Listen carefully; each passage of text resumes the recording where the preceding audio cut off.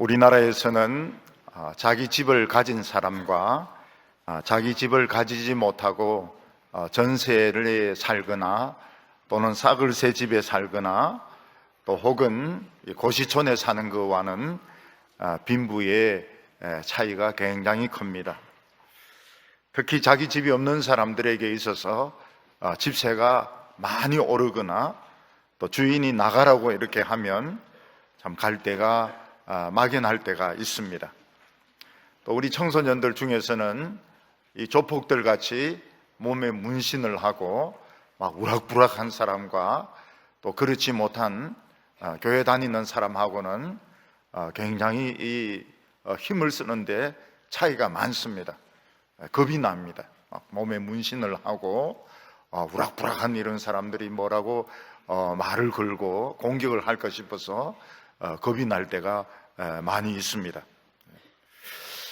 근데 우리 이 기독교인들 보면 자기 집이 있건 없건 간에 참 교회 와서 그런 내색 없이 한결같이 봉사를 하는 것을 볼 수가 있습니다. 또 이것이 옳다고 이렇게 싶을 때는 또 나름대로 열심히 거기에 동참하는 것을 보게 됩니다. IMF 왔을 때 금이 있는 사람들은 금을 내놓기도 하고, 또 일본과 무역 전쟁한다 이러니까 일본 물건 안 사기도 하고 일본 여행을 안 가기도 하고, 이러면서 참 나름대로 국가를 사랑하는 것을 볼 수가 있습니다.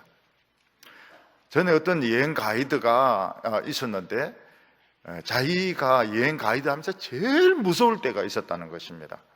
그때가 언젠가 하면 조폭을 가이드 할 때가 있었다는 겁니다. 조폭 한 몇십 명을 이 가이드를 하는데 한 명이 와서 이야기하더란 겁니다. 일단 인사는 90도로 해야 된다는 겁니다. 90도로 이렇게 일단 해야 되고, 무조건 부를 때는 형님 이렇게 부르라는 겁니다. 그래 안 하면 칼에 찔린다 이렇게. 쓸데없는 소리, 마이크 대놓고 쓸데없는 소리 하지 마. 우리 알아듣지도 못하고 우리 그런 거 안 좋아한다고. 무조건 90도로 인사하고 형님 이러면 된다고. 그래서 이 사람들이 그렇게 했다는 겁니다. 그렇게 무조건 그냥 90도로 그냥 형님 이렇게 하니까 자기가 목숨을 건졌노라 이렇게 이야기하면서 정말 그때가 자기 일평생에 가이드 하면서 최고로 무서웠다고 이야기를 했습니다. 우리나라 사람들이 이렇게 참 자원해설이 봉사한 것 중에서 참 아름다운 것 중에 하나가 뭔가 하면 서해안에 유조선이 이제 충돌을 해가지고 기름이 바다에 많이 이렇게 퍼졌고 이게 육지까지 오염을 시켰을 때입니다. 그때 청년들하고 막 사람들이 그냥 자진해서 막 서해안으로 몰려가서 참 어떻게 보면은 참 미련하다고 싶을 정도로 걸레를 가지고 바위를 다 닦아냈습니다. 외국 사람들은 서해안은 오랫동안 죽은 바다가 될 것이다 이렇게 생각했는데, 이 한국 사람들이 가서 그 바위를 닦아내고 뭐 이렇게 하니까 얼마 지나지 않아서 기름 냄새가 하나도 안 나고, 또 물고기들도 많이 살고 또 조개들도 많이 사는 이런 아주 깨끗한 바다로 변한 것을 보면서 참 놀랍다 이런 이야기를 한 적이 있습니다. 한국 사람들 참 놀랍다. 걸레 가지고 막 닦고 이러는 거 보면 참 미련한 것 같은데 바다를 살려내더라는 것입니다. 우리나라 사람들은 성질이 굉장히 급하기 때문에 일을 해도 대충 하고 또 사고도 많이 납니다. 그렇지만은 이게 옳다 이런 생각이 되면 또 물불을 가리지 않고 덤벼드는 바람에 다른 나라 사람들은 상상할 수 없는 스피드로 해결을 잘 하는 것을 보게 됩니다. 사고도 많이 치지만 해결도 그냥 안 된다, 불가능하다는 일도 그냥 해내는 것입니다. 일본은 보면 이제 후쿠시마 원전이 이제 폭발을 했는데 국민을 자꾸 이제 속이려고 합니다. 오염된 방사능에 오염된 흙을 그냥 자루에 넣어가지고 그냥 쌓아놓는 거예요. 올해 태풍이 얼마나 많이 왔습니까? 이 전부 다 떠내려가고 오염을 더 시켰습니다. 그리고 그 근본적으로 어떻게 해결을 하려고 하지 않고 배우나 이런 탤런트들이 나와가지고 후쿠시마 과일 안전하다고 그러면서 막 과일을 먹고, 또 후쿠시마 뭐 생선도 안전하다 해서 생선찌개도 먹고 그렇게 했는데 그 먹은 사람들이 다 암이 생겼어요.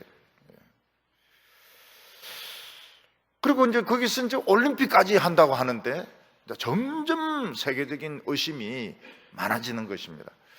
일본 사람들은 거짓말 안 한다고 생각했는데 굉장히 거짓말을 많이 하는구나.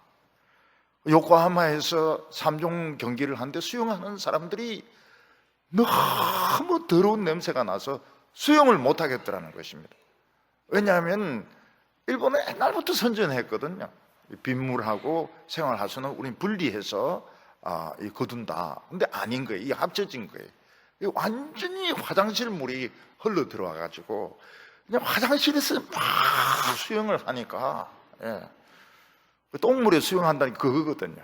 막 그 사람들이, 선수들이 막 견디지 못하겠다는 게 너무 역겨워가지고. 우리는 때때로 다른 사람의 도움을 요청받을 때가 있습니다. 근데 내가 뭐 여유가 많아서 도와주면은 뭐 상관이 없는데, 나도 사실은 참 먹고 살 길이 없고 어려운데 남이 도와달라 이렇게 할 때는 정말 나를 희생을 시키고 도와줘야 되는지 말아야 되는지, 거기에 갈등이 되는 것입니다. 또 남을 이제 돕고 싶은데 그 사람 정말 열심히 사는 사람인데 어려움에 빠졌으면 얼마든지 도와줄 수도 있지만, 어떤 사람은 진짜 아무것도 안 하면서 그냥 도와달라 이런 사람도 있거든요. 근데 그런 사람들은 또 이 도와줘도 별로 유익하지도 않고 이러니까 사실은 남을 돕는다 하는 것도 쉬운 일이 아닌 것입니다. 전에 어떤 그 참 신앙이 좋은 그 크리스찬이 교회에 어떤 분이 신원 보증을 써달라. 어떻게 내가 믿음의 형제를 안 믿을 수가 있나?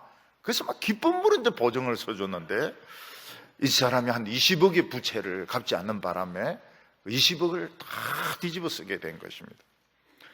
그래서 이분 한 20년 넘게 한 30년을 그 부채 이자를 갚고 억눌려서 살았습니다. 근데 이제 은행에서는 그 사람을 집에서 쫓아내지 않았습니다. 20년, 30년 지나면서도 뭔가 뭐 복잡하게 돼가지고 못 쫓아냈어요. 그래서 살았습니다. 또 피아노를 가지고 아이들을 가르치는데 피아노도 뺏어가지 못했어요. 그래서 자기들은 그냥 그 집에서 그냥 살고 피아노로 애들 가르치고 그러면서 이제 살았다는 겁니다. 그러면서 무슨 이야기를 하는가 하니까 참 고난이 유익했다는 거예요. 왜냐하면 이런 고난이 안 왔으면 우리가 잘난 줄 알고 엄청나게 설쳐됐을 텐데, 엄청나게 놀러 다니고 막 외국 다니고 막 그렇게 했을 텐데, 빚이 뭐 20억이 그냥 한 30년 목을 그냥 쪼르고 있으니까 죽으라고 성경을 읽게 되고 설교집을 읽게 되고 결국은 보물을 찾았다는 겁니다. 자기는 그렇게 하면서 보물을 찾았다고 합니다.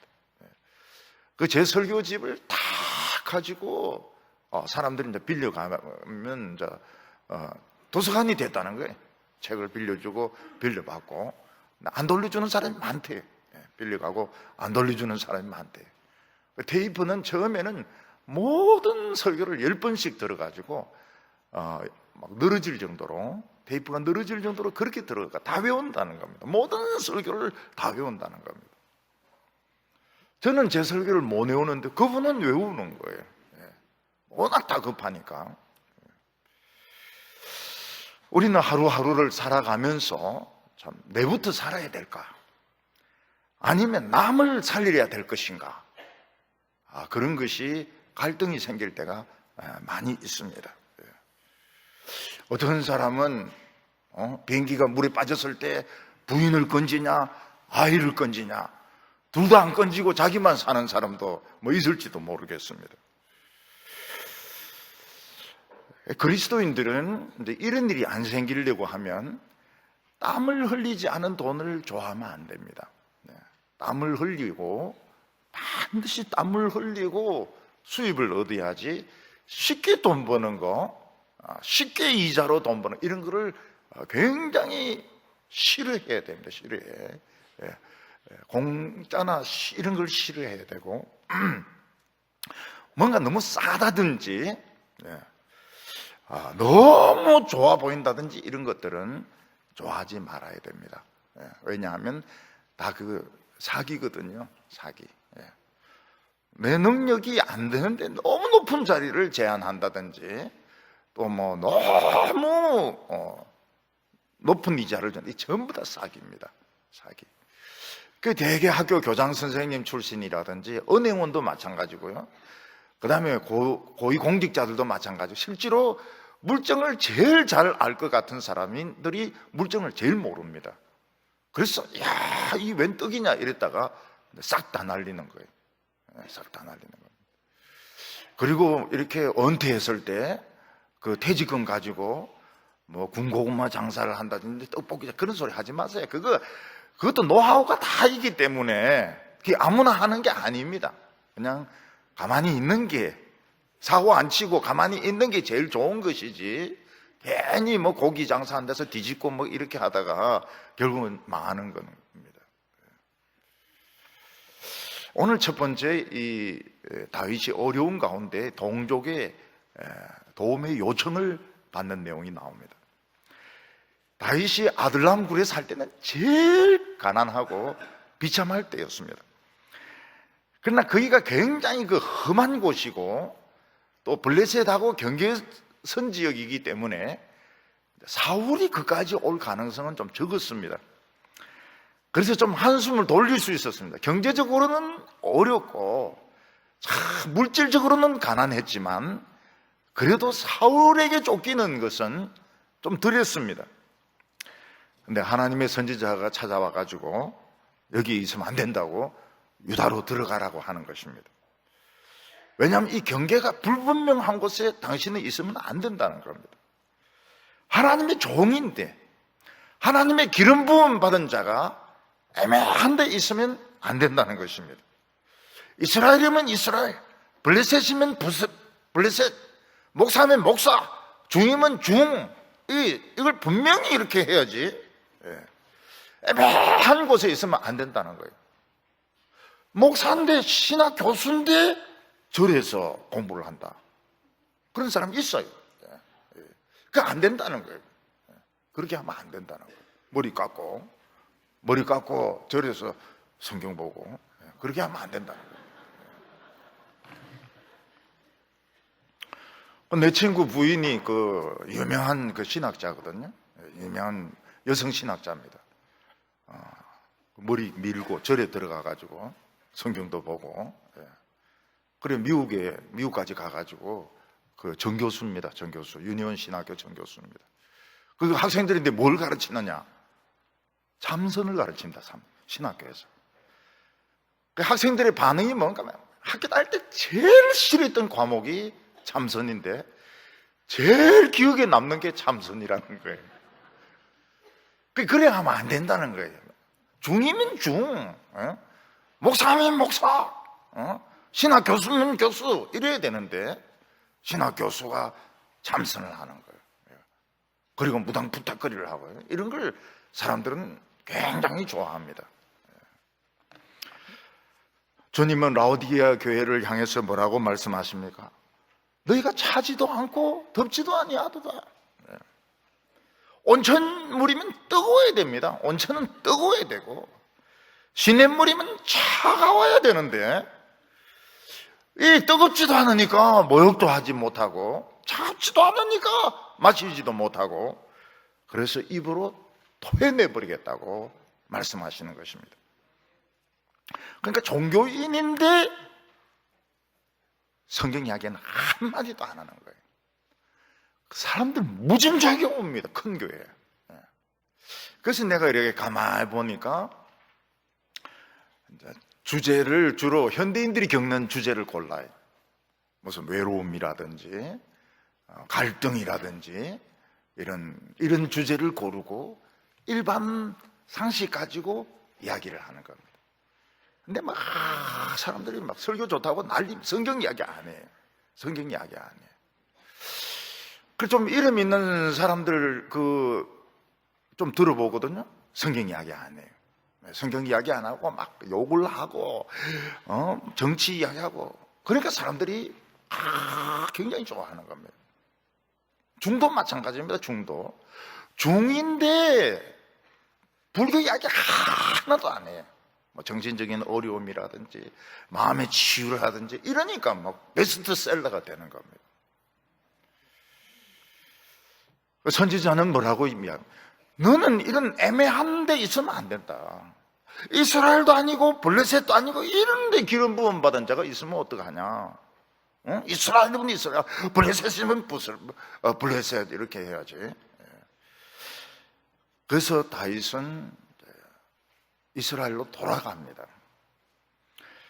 아둘람에 있을 땐 참 가난하고 힘들었지만 그래도 이제 사울에게 쫓길 위험은 적었습니다. 왜냐하면 블레셋으로 도망치면 되니까요. 근데 이제 유다로 가면서 굉장히 불안해집니다. 왜냐하면 숨을 곳이 없거든요.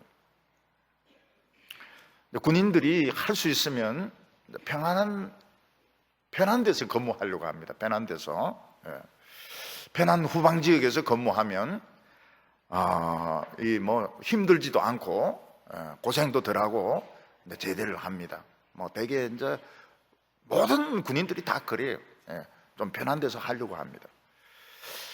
근데 이제 군인이 이제 성진을 하려고 하면, 진짜 군인들 성진하려고 하고 전투 경험을 쌓으려고 하는 사람은 전쟁하는 데로 이제 가기를 원합니다. 미군 같은 경우에도 이라크 같은데, 또 우리 해군 같은 경우도 아덴만 같은데, 왜냐면 안 갔다 오면 이 진급에서 딱 밀리거든요. 그래서 이력서에 아덴만 또 거기서 무슨 전투가 있었다. 이래 되면은 확실히 이제 유리한 겁니다. 근데 그런 데 가봐야 총도 쏘고, 총도 쏘아보야 이제 경험도 생기는 겁니다. 그러지 않으면 군복만 군인이지 실제로 군인답지가 못한 거예요. 다윗은 선지자의 말을 듣고 분명히 해라. 네가 하나님의 종이고 기름 부음 받은 자면 분명히 해라. 그래서 분명히 유다로 왔습니다. 근데 결과는 최악인 거예요. 유다는 숨을 만한 굴도 별로 없었고, 비도 피할 수도 없었고, 바람도 피할 수도 없었고, 양식을 구하기도 어렵고 최악이었습니다. 아둘람 굴에 있을 때는 비하고 바람은 피할 수 있었고 사울로부터는 좀 안전했는데, 하나님의 말씀에 순종해서 유다로 오니까 진짜 비바람을 피할 데가 없는 거예요. 들판에서 그냥 담요 하나 말고 자는 거예요. 먹을 거 없으면 이제 풀잎 뜯어먹는 겁니다. 풀잎 뜯어먹고 이런 꽃 같은 거 뜯어먹으면서 살아야 되는 것입니다. 그때 이제 거일라라고 하는 그 가까운 곳에 있는 유다 백성들이 도움을 요청합니다. 누군가 와가지고, 지금 우리가 이제 1년 농사 다 지고 지금 추수를 지금 하고 있는데, 일부는 추수를 하고 또 일부는 이제 추수를 다 해놨고 이런데, 블레셋 사람들이 지금 쳐들어와가지고 양식을 뺏어간다는 겁니다. 양식을 뺏어가니까 우리를 좀 도와달라, 이런 도움의 요청이 왔습니다. 이 다윗은 지금 밤에 이슬도 피하지 못하고 비도 피하지 못하고 바람도 피하지 못하고 참 제대로 먹지도 못하고 이런 가운데서 자도 잔 것 같지가 않고 이런데, 자기보다 훨씬 나은 여건에 있는 거일라 사람들이 우리 1년 지은 농사 지은 거 뺏기게 됐다고 도와달라고 이런 요청을 하게 되는 것입니다. 우리나라도 이 농사 짓는 것이 쉬운 것 같지만 쉽지가 않습니다. 추수하고 나서 잘 지켜야 됩니다. 잘 지켜야 돼요. 예. 추수하고 탈곡하고 막 이렇게 자루에 넣어 놓으면 밤에 트럭을 가져와가지고 실어 가는 도둑놈들이 있어요. 그래서 이거 안 되겠구나. 그래서 트럭 안에 넣으면 트럭채 가지고 갑니다. 운전해가지고. 예. 그러면 이제 1년 농사 지은 거 완전히 도둑 맞는 것이죠. 실제로 그런 일이 있어. 촌에 이 벼 도둑들이 옛날부터 있었습니다. 근데 지금도 그 후손들이 좀 있다고 그래요. 벼 도둑들이. 그래서 이 다윗은 그일라 사람들을 도와야 될 것 같은데, 도와야 1년 농사 지은 것을 뺏기지 않는데, 자기 자신도 제대로 추수리를 하지 못하면서 어떻게 남을 도울 수가 있습니까? 다윗은 지금 거처가 없는 사람입니다. 들판에서 그냥 자고 있어요. 바위를 그냥 껴안고 자고 있는 사람입니다.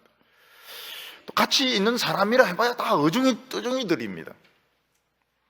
근데 다윗의 마음속에는 이 성령의 뜨거운 감동이 있는 거예요. 나를 도와달라. 누군가가 나에게 도움을 요청하고 있다. 나에게 도움을 요청하는데 내가 그걸 지금까지 거절한 적이 있었던가? 나는 그들을 도와줘야 되겠다. 이런 마음이 막 감동이 있었던 것입니다. 나중에 어떻게 되든지 간에 그일라 사람을 도와주자. 이런 마음이 있었던 것입니다. 그러니까 하나님의 백성들의 그 특징이 뭔가 하면 누군가 도와달라 이러면은 마음에 막 갈등이 생기고 막 감동이 생겨요. 그래서 어떤 때는 막 자기 대학원 공부 손해 보면서 고시 공부 막 손해 보면서 가서 막 도와줍니다. 왜냐하면 하나님의 백성들의 특징이 그렇거든요.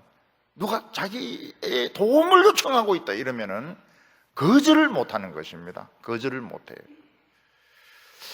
그래서 제가 이 선교지를 안 갑니다. 선교지는 우리 부목사님들이 가고 저는 선교지를 안 간 지가 오래됩니다. 왜냐하면 가면 다 주고 싶은 거예요. 그 사람들 보면 모든 걸 다 주고 싶은 거예요. 모든 걸 다 주고 싶어요. 우리는 필요 없는 옷 쪼가리, 담요, 그 사람들에게는 굉장히 중요한 거예요. 그리고 그 있는 애들 막 데리고 오고 싶어. 여기서 공부시키고 싶어가지고 한국으로 데리고 와가지고 공부시키고 싶고 한국어 가르치고 싶고 그 예배당 다 지어주고 싶고 말이죠. 그게 우리인데는 불가능한 게 아니거든요. 불가능한 게 아니거든요.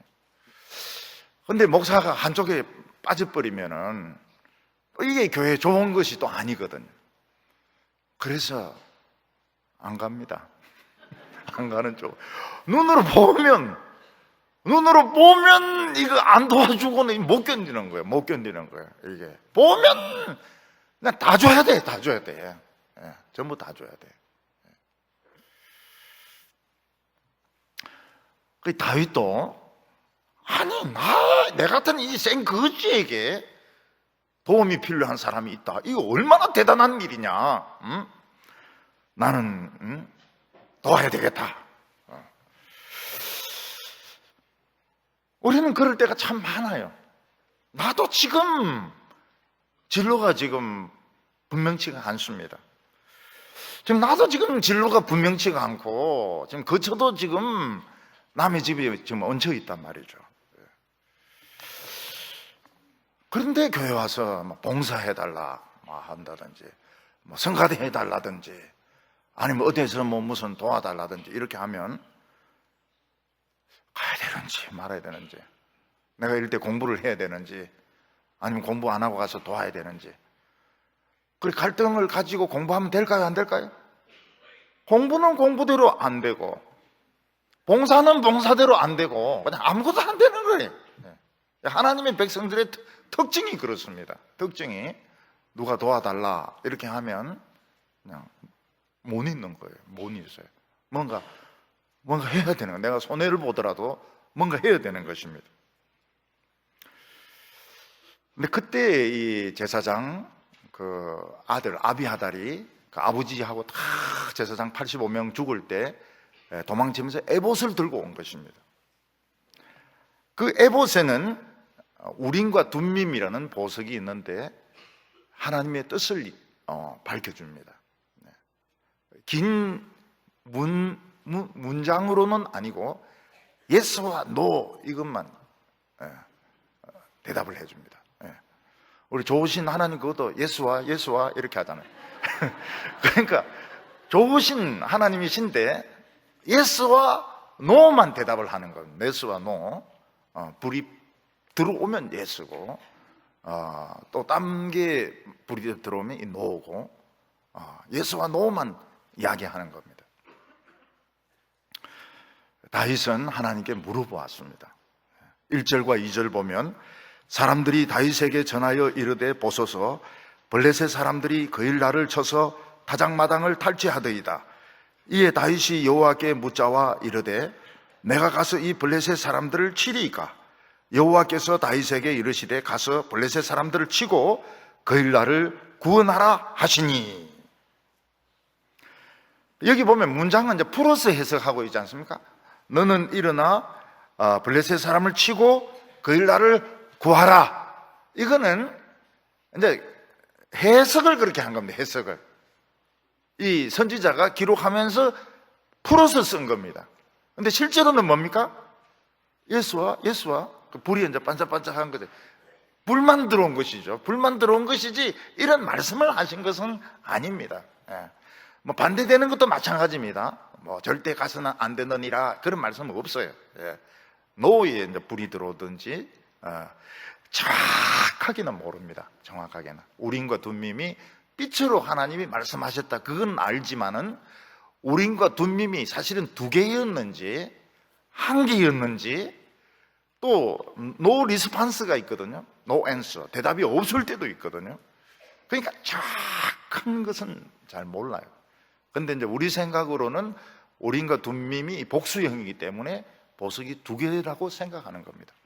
그리고 yes가 있고 no가 있고 no response 아무 대답이 없는 그런 경우가 있는 것입니다. 그렇게 추측을 합니다. 그렇게 추측을 하는데 뭐 거의 그럴 것 같아요.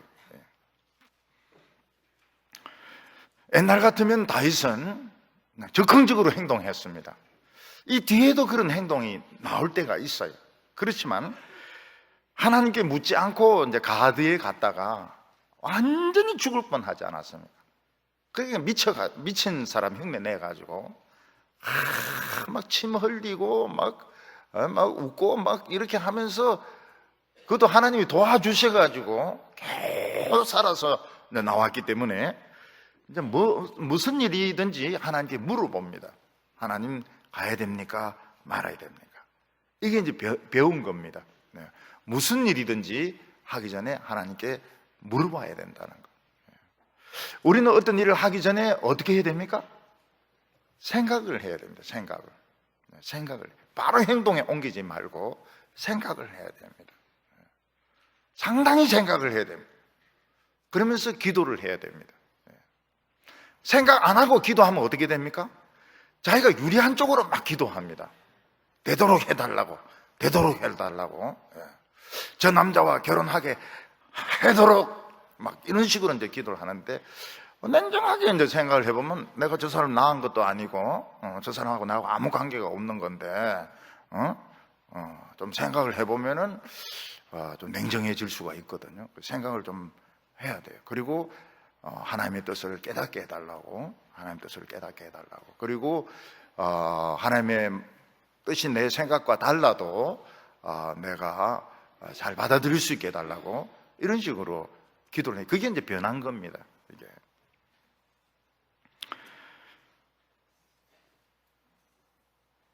근데 하나님도 참 무모한 분이세요. 가라는 거예요. 가서 블레셋을 치고 그일라 사람들을 도와주라는 것입니다. 그 다윗의 그 하나님이시죠. 하나님도 마땅히 생각 안 하시고 그냥 가서 도와주라는 것입니다. 그래서 다윗이 하나님이 도와주라고 한다 이러니까 전부 반대를 하는 거예요. 전부 반대, 무모한 짓이라고. 우리가 여기 유다에 있는 것만 해도 굉장히 불안한 것인데 블레셋 사람과 싸운다고 하는 것은 이 자살한 행위와 같다 이러면서 다 반대하는 것입니다.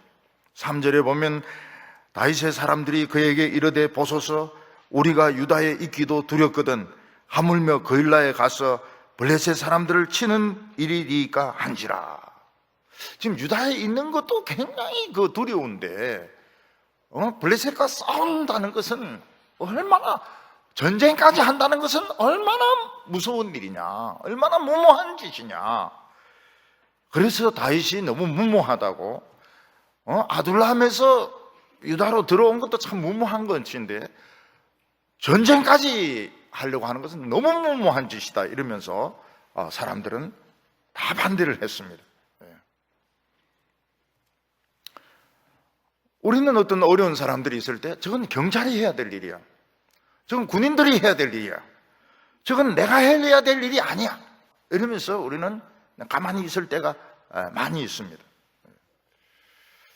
누군가 지하철이나 골목에서 소매치기야 이렇게 하면 저거는 경찰이 해야 될 일이야 이러면서 그냥 모르는 체 할 때가 많이 있습니다. 주위에서 막 대포가 떨어지가지고 막 사람들이 다리 잘리고 막 이렇게 할 때 저건 의사가 해야 될 일이야, 저거는 군인들이 해야 될 일이야, 내가 할 일이 아니야 이렇게 이제 생각하고 나만 살려고 할 경우가 많습니다. 근데 모든 것은 돌아옵니다. 자기가 남에게 한 대로 자기에게도 돌아오게 되어 있습니다. 내가 다른 사람을 도와주면 또 나를 도와줄 때가 있습니다. 내가 다른 사람을 못 본 채 하면 남도 나를 못 본 채 할 때가 많이 있습니다. 그래서 사람들은 너무 이기적이면 안 돼요. 결국 세상은 돌고 돌기 때문에 모르는 채 하면 안 됩니다. 그 우리 교회 청년들 보면 지금 돈도 못 벌고 그냥 그렇다 해가지고 무시하지만 한 20년 지나면 내 같은 사람 벌써 이제 늙어 있고 그 사람들은 돈 벌고 있거든요. 벌써 달라지는 겁니다. 금방 달라져요. 어린이들은 벌써 청소년이 돼가지고 있는 겁니다. 청소년이 돼가 있어요. 그래서 이 세상은 돌고 돌기 때문에 너무 이기적이고 그렇게 하면 안 돼요. 도와주면 도움이 오게 돼 있습니다. 그래서 반대하는 사람이 400명입니다.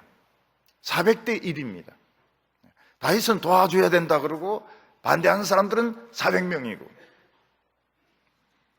하나님께 물어봤다 그래도 우리 400명의 생명을 그 반짝반짝하는 보석에 맡길 수 없다는 겁니다. 그 빛이 이리 빛이면 빛나는 것 같기도 하고 이렇게 보면 안 빛나는 것 같기도 한데 우리 400명의 모습을 어떻게 그 빛이 반짝반짝했다고 해서 우리가 죽으러 갈 수 있느냐고. 사울 같으면 400명의 말을 듣습니다. 왜냐하면 사울은 지지율을 굉장히 중요하게 생각해요. 사람들의 지지율 400명이 많거든요. 400명의 지지 그걸 따라갑니다. 근데 다윗은 내 속에 이 감동이 있는데 그래서 하나님께 또 물어봅니다. 하나님께 또 물어봐요. 4절에 다윗이 여호와께 다시 묻자온데 여호와께서 대답하여 이르시되 일어나 거일라로 내려가라. 내가 블레셋 사람을 내 손에 붙이리라 하신지라. 두 번째 물었을 때 하나님의 대답은 똑같습니다. 그게 무엇입니까? 예수입니다. 예수와. 그러니까 이게 여기 일어나라. 내가 블레셋 사람을 내 손에 붙이리라. 이런 말씀을 하시는 것은 아닙니다. 그냥 불이 들어오는 거예요. 불이 빛이 나는 겁니다. 그 보석이 예스라는 보석이 빛이 나는 것입니다. 다윗이 한 번 더 봤을 수 있습니다. 블레셋 사람을 제 손에 붙이겠습니까? 또 빛이 나는 것이죠. 그거를 이제 성경은 이렇게 풀어서 해석하는 겁니다. 일어나라. 싸우려면 일어나야죠. 근데 하나님이 일어나라 이런 말씀 안 하세요. 자기가 알아서 일어나야죠. 일어나서 블레셋과 싸우라. 블레셋 사람을 내 손에 붙이리라. 아마 다윗이 물어봤을 수 있습니다. 또 물어봤을 수 있습니다. 블레셋 사람을 저에게 붙이겠습니까? 이렇게 물어봤을 수 있습니다. 그러니까 또 빛이 나는 것이죠. 그래서 이제 다윗이 갑니다. 안 갈 사람은 가지 마라. 안 갈 사람은 안 가도 좋다. 나는 하나님의 뜻을 확신했다. 나는 간다.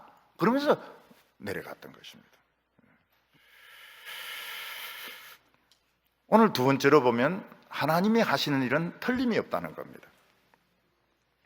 하나님은 다윗의 질문에 음성으로 대답하신 것이 아니고 우림과 둠밈이라는 이 보석의 빛을 가지고 대답을 하셨습니다.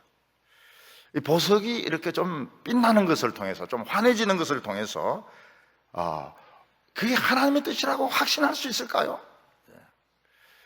이 보석을 이 햇빛 있는 쪽에서 이렇게 비춰볼 수도 있고 어두운 쪽에서 볼 수도 있고 이런데 그걸 하나님의 뜻이라고 믿고 내 목숨을 바칠 수 있을까요? 음성도 아닌데, 근데 다윗은 믿습니다. 이는 하나님의 뜻이다. 하나님이 약속하셨다. 내가 실수하면 어떡하냐? 실수해도 그러나 하나님이 책임지신다. 이걸 믿었던 것입니다. 다윗이 거일라로 내려가서 블레셋 사람과 싸우는데 형편없이 블레셋 사람들이 지는 겁니다. 5절에 다윗과 그의 사람들이 거일라로 가서 블레셋 사람들과 싸워 그들을 크게 쳐서 죽이고 그들의 가축을 끌어오니라. 다윗이 이와 같이 거일라 주민을 구원하니라. 이 블레셋 사람들이 상당히 많이 왔던 것 같아요. 곡식을 뺏으려고. 그리고 블레셋 사람들이 그냥 온 것이 아니고 소나 가축을 많이 끌고 왔습니다. 왜냐하면 이제 쉬러 가야 되니까요. 쉬러 가고 또 먹이고 쉬러 가고 이렇게 하려고 가축대도 많이 끌고 온 것입니다. 옛날 우리 어렸을 때 그 잔치하면 어떻게 하면 엄마가 애들 데리고 갑니다. 그래서 이제 닭고기 찢으면서 저 애들 입에 막 먹이줍니다. 근데 그 잔치하는 집에서 야단 안 쳐요. 왜냐하면 다 합니다. 지금 닭이 한 3분의 1이 없어진다는 걸 알면서도 그때는 그 방법밖에 없거든요. 애들 그냥 닭 먹이는 방법이 닭고기 막 찢으면서 그냥 입에 쑤시 그 맛이라고 하는 건 말로 표현할 수 없습니다. 요즘 닭 튀긴 거 이러고 비교가 안 돼요. 왜냐하면 그거 훔쳐 먹는 거 아닙니까? 훔쳐 먹는 그 닭 쪼가리가 얼마나 맛있는지 몰라요. 엄마는 그런 방법으로 저 새끼들 이제 꼭 그 새들이 먹이는 거하고 똑같죠. 해라. 그래서 애들 많이 데려오는 거 싫어해요. 애들 양심이 있지. 하나만 데려오든지 이렇게 해야지. 3명, 4명 데리고 와가 입에 막 넣어주고 이러면은 이건 너무 심한 겁니다. 그러니까 이 블레셋 사람들이 완전히 싹쓸이 하러 온 거예요. 와가지고 곡식을 나귀에 싣고 또 실컷 먹이고 그러고 가려고 생각을 했던 것입니다. 근데 블레셋 사람들이 몰란 게 뭔가 하면 그 가까운 곳에 얼마나 떨어져 있는지 모르겠지만 다윗이라는 사람이 있다는 걸 몰랐던 겁니다. 전혀 예측을 못했던 겁니다. 사울이 죽인 자는 천천히요, 다윗이 죽인 자는 만만이로다. 그게 옛날 사무엘 때의 그 BTS 아닙니까? 사무엘 때 유행했던 곡이 아닙니까? 요즘 유행하는 곡은 뭡니까? 아기상어는 뚜루뚜뚜. 그게 이제 요즘 유행하는 곡이죠. 그 모르는 애들이 없어요, 보니까. 다윗이란 사람이 그 가까이 있는 줄 몰랐던 거예요. 그런 사람들이 있는 것 자체를 예측을 못했던 거예요. 그냥 자기 소 먹이고, 나귀 먹이고, 말 먹이고, 또 저것도 막 볶아 먹고 막 이러는데 갑자기 다윗이 딱 들이치가지고 막 쳐 죽이기 시작하니까 이 사람들이 그냥 당황해서 어떻게 할지 모르고 그냥 다 죽어버리는 겁니다. 전부 칼 맞아 다 죽어버렸어요. 남아있는 건 뭐만 남아있습니까? 배가 통통한 가축들만 남아있는 겁니다. 그 블레셋 사람들은 다 죽어버리고. 그래서 다윗은 하나님의 말씀에 순종함으로써 상당한 가축을 얻게 되었습니다. 그 가축을 끌고 왔습니다. 그 가축들 잡아먹으면 이제 한 2달은 견디거든요. 그러니까 다윗은 정말 이길 수 없는 싸움인데도 선한 마음으로 뛰어들었더니 양식이 생긴 겁니다. 양식도 그냥 보통 양식이 아니고 막 아주 좋은 그런 소떼, 소, 나기는 안 먹지만은 막 이런 양식들이 막 생긴 것입니다. 그래서 우리가 하나님의 일을 하면은 절대로 굶어 죽지 않습니다. 절대로 죽지도 않아요. 왜냐하면 하나님의 그 약속이 뭔가 하면 일하는 소의 입에 망을 씌우지 말라. 그게 하나님의 약속입니다. 하나님 일을 하면 무조건 살게 돼 있는 겁니다. 교회 봉사하고 하나님 일하고 막 주일학교 교사하고 이런 무조건 살게 돼 있는 거예요. 이게 하나님의 법칙입니다. 법칙. 그 옛날에 제가 참 어려웠을 때 하나님 일 하고 싶어도 누가 써줍니까? 그래도 대학교에 들어가가지고 아는 애들 다 불러내가지고 성경 공부하고 고등학생들 성경 공부 가르치고 또 주말에는 성경 강의를 또 막 적어가지고 받기 싫다고 하는 사람들 다 우편으로 보내고요. 왜냐하면 하나님의 일을 해야 내가 살 거 아닙니까? 근데 삽니다. 하나님의 일을 하면 반드시 살게 돼 있습니다. 그러니까 근데 그때 사람들은 그 싫어 안 했어요. 그때는 문서가 이 강해 문서가 많지가 않았어요.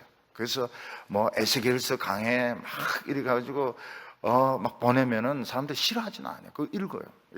그리고 옛날에 내인데 배우던 사람들이 많아가지고 읽습니다. 읽고 나서는 어떻게 하는지 모르겠지만은 읽어요. 그러니까 사람들이 자꾸 죽으려고 한다 이런데 하나님의 일을 하면 안 죽습니다. 하나님 일을 하면 안 죽어요.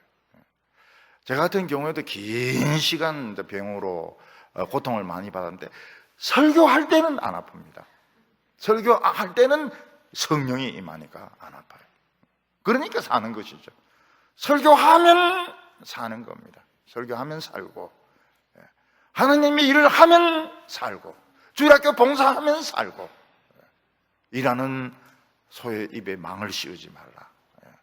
그러면 반대말로 일 안 하는 놈은 망을 씌우란 말이죠. 굶어 죽도록. 근데 이 거일라성은 매력적인 부분이 있었습니다. 그게 뭔가 하면 거일라는 성이 있었습니다. 성이 있었고 성 아니면 담이 있었습니다. 아주 견고한 높은 담이 있었고 또 그리고 문이 있고 빗장이 있어가지고 아주 좀 살만한 곳이었습니다. 거일라는. 그리고 그 안에는 이제 집다운 집이죠. 지금까지 다윗은 집다운 집에서 잠을 자본 적이 없었습니다. 들판에서 담요 그냥 말을 물고 그냥 자고 이렇게 했지 집다운 집에서 자본 적이 없습니다. 아둘람 굴에서 그 울퉁불퉁한 바위 위에서 자는 거 하고 또 들판에서 그 노숙하는 거에 비하면 거일라는 진짜 이거는 이제 별장인 겁니다. 별장.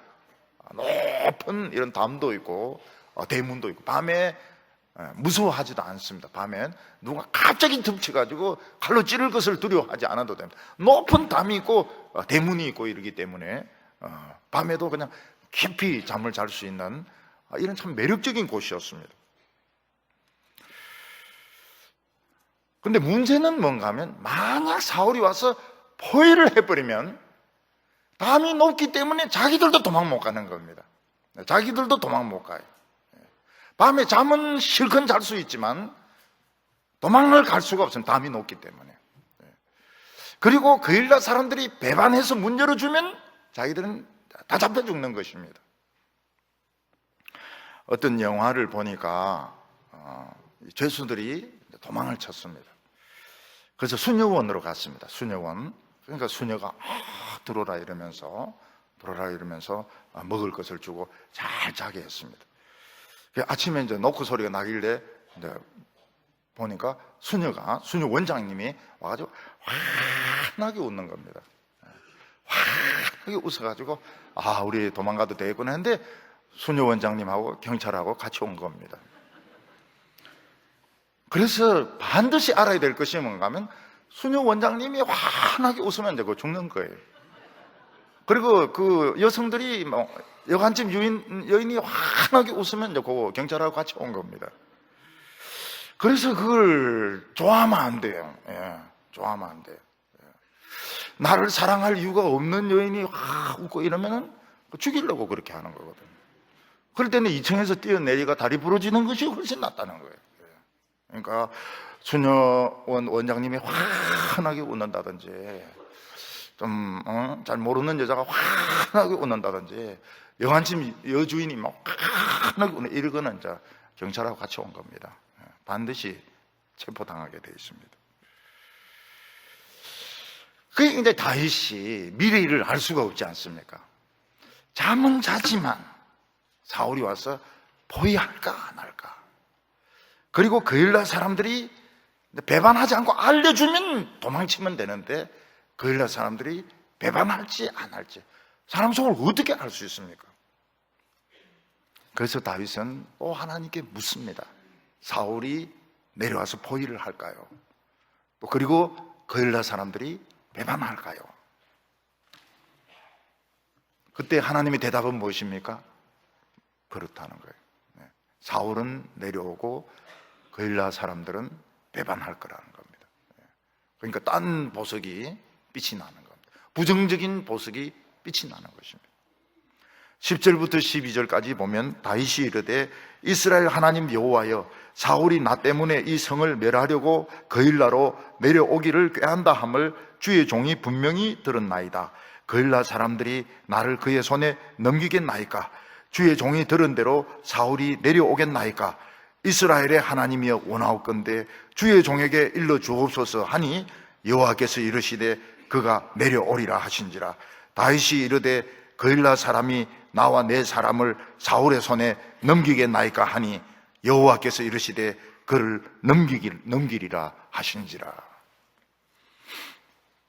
그가 내려오리라 이렇게 말씀 안 하세요. 부정적인 보석이 빛을 내는 겁니다. 그일라 사람들이 배반해서 우리를 넘기겠습니까? 부정적인 보석이 빛을 내는 겁니다. 그러니까 성경은 풀어서 쓴 겁니다. 풀어서 쓴 거예요. 하나님의 대답이 무엇입니까? 여기가 좀 편하다고 해서 잠을 좀 실컷 자고 싶다고 해서 너가 여기서 잔다면 너는 죽는다. 그리고 그일라 사람들은 반드시 너를 배반하여 사울에게 넘길 것이다. 이게 하나님의 응답이었습니다. 다윗은 그일라를 떠나는 것이 참 아까웠습니다. 여기 참 있을만한 곳인데, 400명이 있을만한 곳인데, 여기 담도 있고 문짝도 있고 빗장도 있는데, 여기는 물도 있고 양식도 있고 마당도 있고 참 좋은 곳인데, 그러나 다윗은 그곳을 포기하고 들판으로 가야만 했습니다. 왜냐하면 사울이 그를 그냥 두지 않을 것이기 때문입니다. 하나님은 사울이 내려와서 포위할 줄 알고 계셨습니다. 그일라 사람들은 자기 목숨을 건져주고 자기 양식을 지켜준 다윗을 어떻게 배신할 수 있습니까? 그게 인간입니다. 인간이 왜 배반합니까? 자기가 살려고 배반하는 겁니다. 자기가 살기 위해서 다른 사람을 모함을 하는 것입니다. 이게 인간이 약해서 그런 것입니다. 아마 다른 사람 같으면 떠나면서 그일라 사람들 다 죽이고 갈 겁니다. 이 배반자들, 너희들 마음속에 나를 배반하려고 했지, 다 죽이고 갈 것입니다. 그런데 다윗은 그렇게 하지 않습니다. 왜냐하면 인간은 다 약하기 때문에 자기가 살기 위해서 남을 팔아먹는 것, 배신하는 것입니다. 그래서 약한 인간을 믿은 것 자체가 잘못입니다. 다 약한데 약한 사람을 너무 철저하게 믿은 거예요. 그러면 그건 누구 잘못입니까? 자기 잘못이라는 거예요. 성경은 사람을 믿지 말라고 그랬습니다. 사람을 믿지 말라고. 사람은 막 그러려니 목숨을 바쳐 몸 바쳐 당신을 사랑합니다 이러면 막 그러려니 저놈 헛소리 하는구나 뭐 이런 정도 생각해야지. 그거 믿었다가는 어느새에 배반을 하거든요. 배반을 하기 때문에 그러려니. 그 사람이 배반 당해봐야 큽니다. 자기가 정말 믿었던 그런 사람, 가룟 유다나 이런 사람들인데 한 배반 당해봐야 인간이 무엇인지 인간론을 이야기를 할 자격이 있는 것이지, 한 번도 배반도 안 당해보고 아둘람에도 안 살아보고 거일라도 안 살아보고 이래놓고 막 인생론은 어떻고 그거 책 팔아먹으려고 하는 겁니다. 배반도 당해봐야 되고요. 이해 안 되는, 정말 이해가 안 되는 그런 상황을 어떻게 자기를 도와주었는데 배반을 할 수 있을까? 그 우린과 둠밈이 그래서 있는 것입니다. 하나님은 인간을 알고 있거든요. 그래서 너무 믿으면 안 되고 너무 사랑하면 안 되고요. 너무 부부 사이에 너무 사랑하면 안 됩니까? 그거는 뭐 괜찮겠죠. 그거는 괜찮지만은 너무 사람을 사랑하고 믿고 그래야 하면 안 된다고요. 저는 중고등부 다닐 때 우리 친구들만 너무 좋아가지고, 너무 좋아해가 사진을 성경책에 붙여놓고요, 그 밑에다 우리 우정은 영원히 변치 않으리 그래 적어놓고 그랬어요. 근데 그 다음날 뗐습니다. 어른들이 막 뭐라 해가지고 어디 성경책에 막 사진을 붙여놓나 이러면서 집사님들 막 야단치고 그래가지고. 근데 조금 크니까 생각이 달라져요. 조금 크면 생각이 달라집니다. 우리도 학교 다닐 때 막 진짜 친했던 친구 있거든요. 다 어디 있는지 모르겠어요. 왜냐하면 예수를 믿으면서 다 길이 달라지게 된 겁니다. 그래서 사람은 당해봐야 돼. 너무 믿으면 안 됩니다. 너무 믿어도 안 되고 너무 좋아해도 안 되고, 그건 다 어리석은 것입니다. 다윗은 거일라 사람들이 배반할 줄 알았기 때문에 기대도 하지 않았고 섭섭하지도 않았고 그냥 조용히 떠날 수가 있었던 것입니다. 너무 믿으면 기대를 하게 되고, 기대를 하게 되면 굉장히 섭섭한 거예요. 아버지가 되게 장남인데 다 섭섭해합니다, 장남들. 왜냐하면 너무 기대를 많이 했기 때문에. 장남이 왜 아버지는 나를 기대해가지고 나를 이렇게 한평생을 이렇게 불행하게 만드냐고. 그냥 나는 내 인생인데 왜 아버지는 기대를 하느냐고. 그래서 부모도 자식에게 너무 기대하는 것도 민폐입니다. 민폐. 자식의 인생을 망치는 것이라고요. 저놈 돌대가리야. 쇠대가리야. 내 닮았으면 틀림없이 돌대가리야. 굉장히 물에 빨리 빠질 거라고. 이런데 공부 좀 하면 어이구 이거 제법 하네, 이런 정도로 너무 믿으면 안 돼. 목사가 교인을 막 너무 믿고 이제 이러다가 나중에는 싸움이 일어나게 됩니다. 다 사람들의 생각이 다르기 때문에. 그래서 우린과 둠밈에게 물어봐야 됩니다. 거일라 사람들이 배반하겠나이까? 배반한다. 사울은 잡으러 내려옵니까? 틀림없이 내려온다. 그러니까 다윗은 아쉬움 없이 거일라를 떠나는 것입니다. 오늘 여기 세 번째로, 사울이 다윗을 못 잡습니다. 진짜 이 잡듯이 잡는데도 못 잡습니다. 그 이유는 하나님이 넘겨주지 않아서 그렇다고 말씀하고 있습니다. 우리는 이 세상에서 우리가 시험에 합격하고 경기에 이기고 내가 잘해서 그렇다고 생각하기 쉽지만 하나님의 도움 없이 그런 일이 일어나지 않습니다. 전부 하나님이 도와주셨기 때문에 대학교에 합격하고 경기에 이기고 상을 타고 이런 것이지, 자기가 잘해서 그런 것은 없습니다. 다윗이 거일라에서 블레셋 사람들을 죽이고 가축을 많이 뺏었던 것은 하나님이 그들을 다윗의 손에 붙여주셨거든요. 손에 붙은 거, 이거 때리는 거 쉬운 것이죠. 맞으려고 오는 거 때리는 거, 이거 얼마나 쉬운 겁니까? 그러니까 다윗이 블레셋 사람들하고 싸울 때 보니까 전부 맞으려고 오는 거예요. 그러니까 한 대씩 때리니까 다 죽어버리는 거예요. 그게 하나님 붙여주신 겁니다. 맞으려고 붙여주신 거예요. 하나님이 도와주시지 않으면 찌그러끓이기 시작합니다. 찌그러끓이기 시작해요. 교회도요. 교회도 절대로 평안하지 않습니다. 막 우리 교회는 좋은 교회, 그 좋은 교회 어디 있습니까? 다 죄인들이 모인 데인데 다 찌그러끓이기 시작합니다. 전도회가 찌그러끓이고, 당회가 찌그러끓이고, 장립 집사회가 찌그러끓이고, 권사회가 찌그러끓이고, 하나님이 함께 하지 않으면 싸움이 일어나기 시작해요. 별거 아닌 거 가지고. 별거 아닌데 심각합니다. 심각해요. 우리나라 지금까지 전쟁 터져도 한 10번은 터졌어야 됩니다. 근데 전쟁이 안 터진 것은 하나님이 눈을 부릅뜨시고 지금 지켜서 그런 겁니다. 안 그래도 하나님 눈은 막 빛이 나는데 그걸 막 부릅뜨니까 막 더 강한 빛이 막 나와가지고 전쟁이 못 일어나는 거예요. 근데 하나님이 조금만 관심을 안 가지시면 어떻게 됩니까? 바로 연평도에 폭탄이 떨어지고 난리가 일어나는 겁니다. 배가 뒤집어지고. 다윗이 거일라에서 블레셋 사람을 물리치고 있는 동안 이미 거일라 사람은 사울에게 뛰어왔습니다. 배반하겠습니까? 배반 안 해. 이미 배반했습니다. 그래서 사울에게 가가지고 이야기를 하고 있습니다.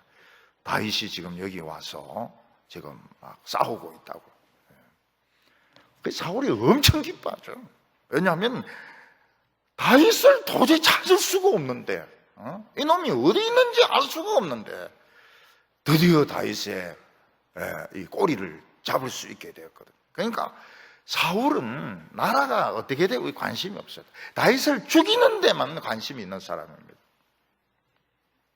더욱이 거일라 높은 담이 있습니다. 문짝이 있습니다. 지금 와서 밀고를 하는 사람이 거일라 사람인 겁니다. 보통 사람들 같으면 절대로 그 길을 안 떠나죠. 거일라 성에 있을 거라고요. 그래서 사울이 굉장히 좋아합니다. 틀림없이 거일라에 있다. 가서 이번에는 죽인다. 이렇게 해서 거일라 사람은 배신하겠습니까? 안 하겠습니까? 이미 배신을 하고 있었습니다. 그걸 하나님은 알고 계신 거예요. 7절과 8절 보면 다윗이 거일라에 온 것을 어떤 사람이 사울에게 알리며, 그 어떤 사람이 거일라 사람이죠. 사울이 이르되 하나님이 그를 내 손에 넘기셨도다. 그가 문과 문빗장이 있는 성읍에 들어갔으니 갇혔도다. 사울이 모든 백성을 군사로 불러 모으고 거일라로 내려가서 다윗과 그의 사람들을 애워싸려 하더니, 하나님이 그 우림과 두밈에서 말씀하신 그대로였습니다. 거일라 사람들은 이미 다윗을 배신해가지고 사울에게 밀고를 했고, 사울은 다윗을 포위하기 위해서 군사들을 지금 모으고 출발 준비를 하고 있었습니다. 이때 다윗을 따르는 사람들은 200명이 늘어가지고 600명이 되었습니다. 다윗은 600명을 데리고 도망갈 수 있는 데까지 도망갑니다.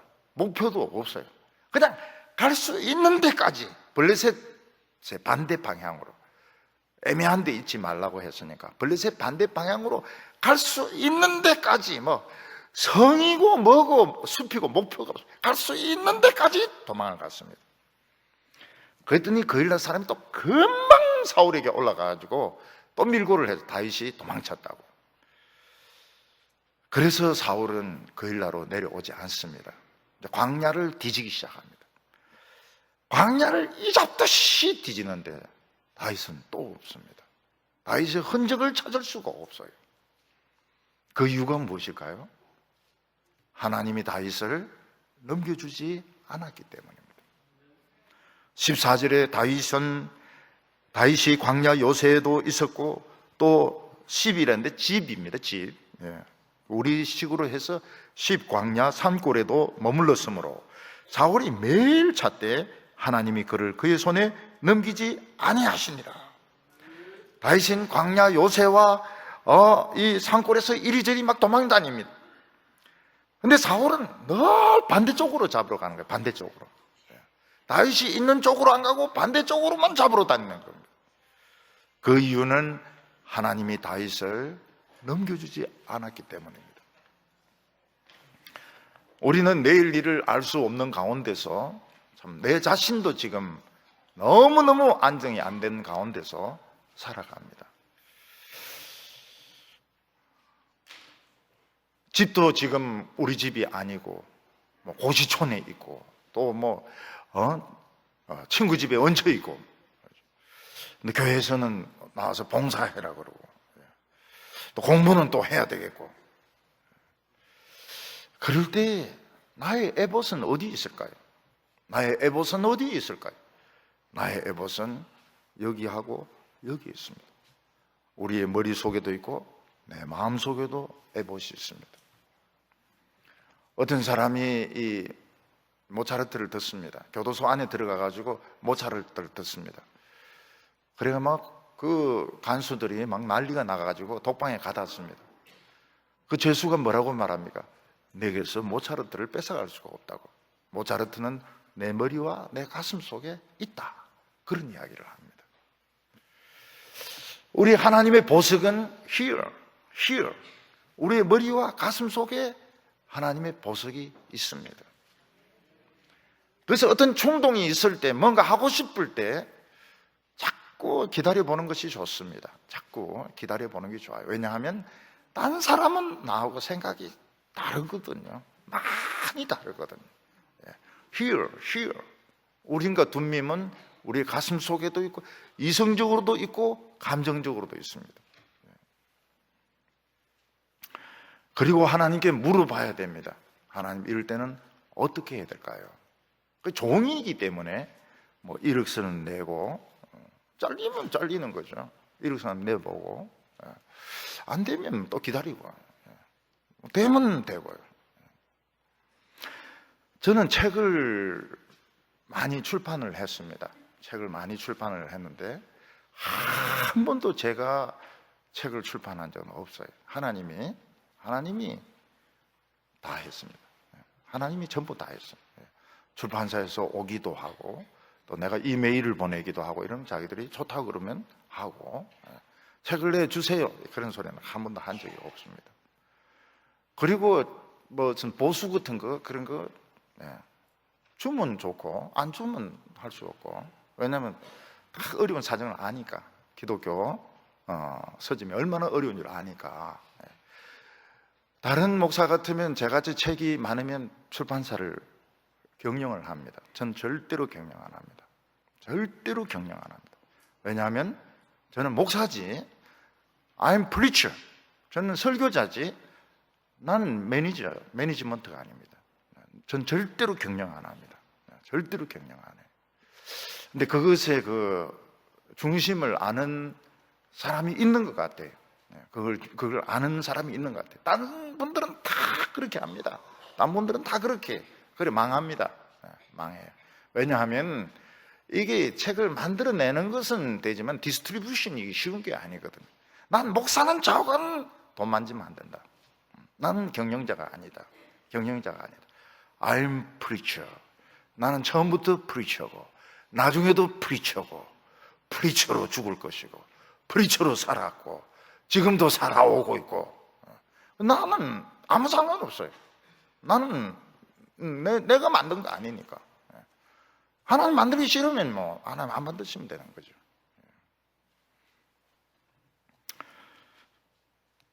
우리가 하나님 앞에 물어보면 참 좋습니다. 하나님 어떻게 하면 좋을까요? 기다려보면 좋은 소식 옵니다. 좋은 소식 옵니다. 하나님 전쟁 납니까? 안 납니까? 그것도 하나님께서 또 보여주세요.